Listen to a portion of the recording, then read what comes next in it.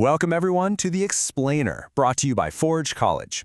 Today, we're putting on our detective hats to solve the mysteries of Solana node architecture.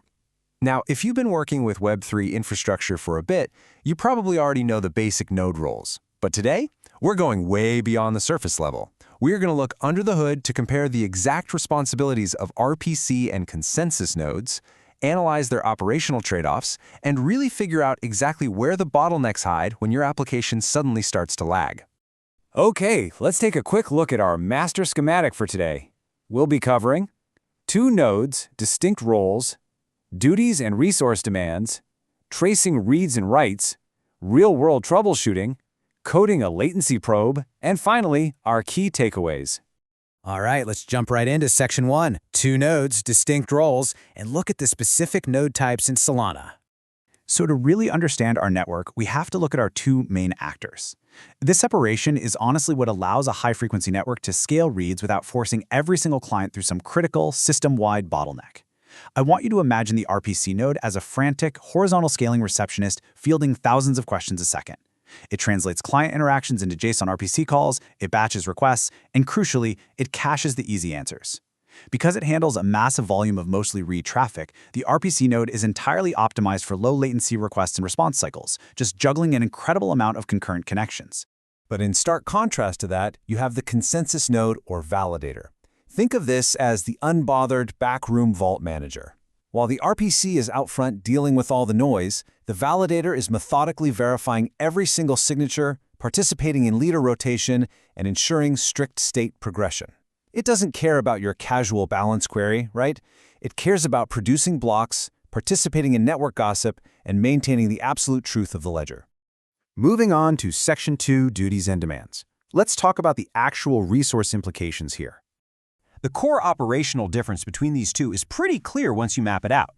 RPCs are elastic front ends. You can spin them up or down behind a load balancer, place them geographically near your users to cut down on lag, and essentially treat them as completely replaceable.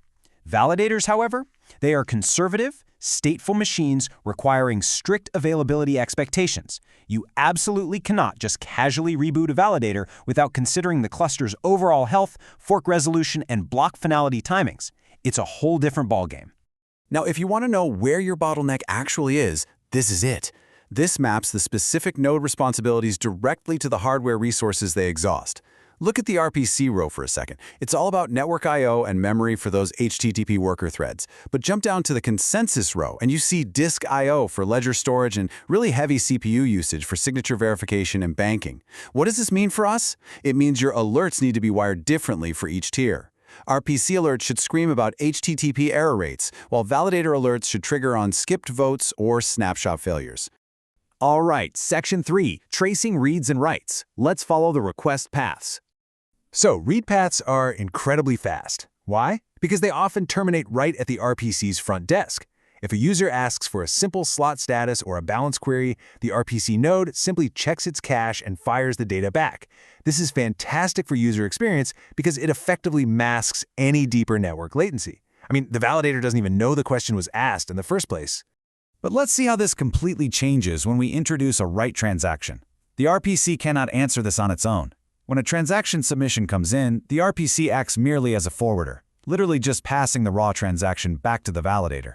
And now we're waiting on the validator's heavy lifting. It has to verify the signature, process the banking stage, and actually reach consensus.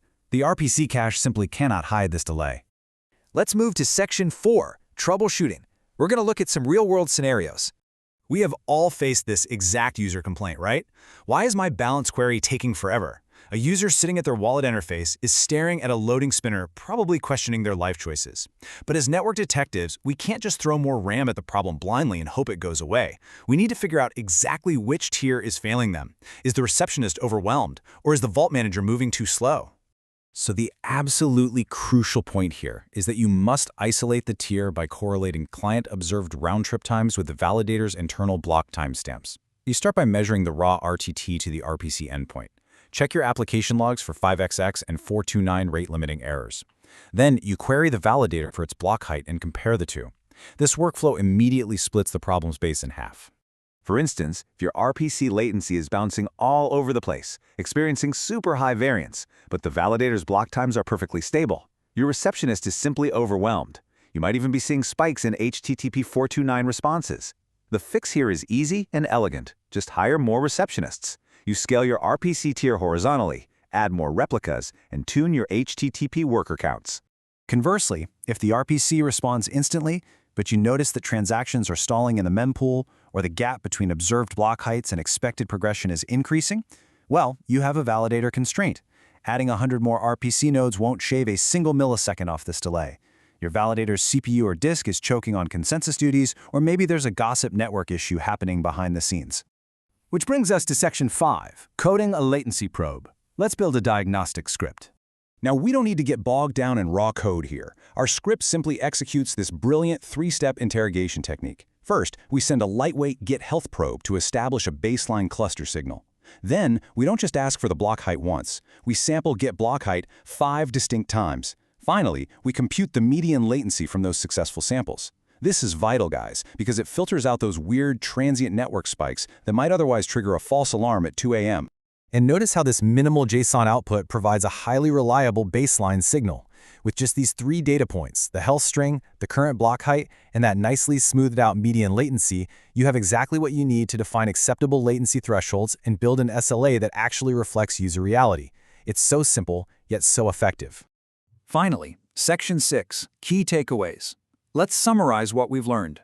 Memorize these 3 principles, and I promise you, you'll be able to triage any high-latency incident without blindly guessing at server configs. First, separate your concerns. Treat RPCs as elastic, replaceable API layers, and validators as stateful core members. Second, measure exactly where the time is spent using targeted probes to split client RTT from internal processing. And third, always match your metrics to the root causes. Remember, QDEPs point to the RPC, but skipped votes point to the validator.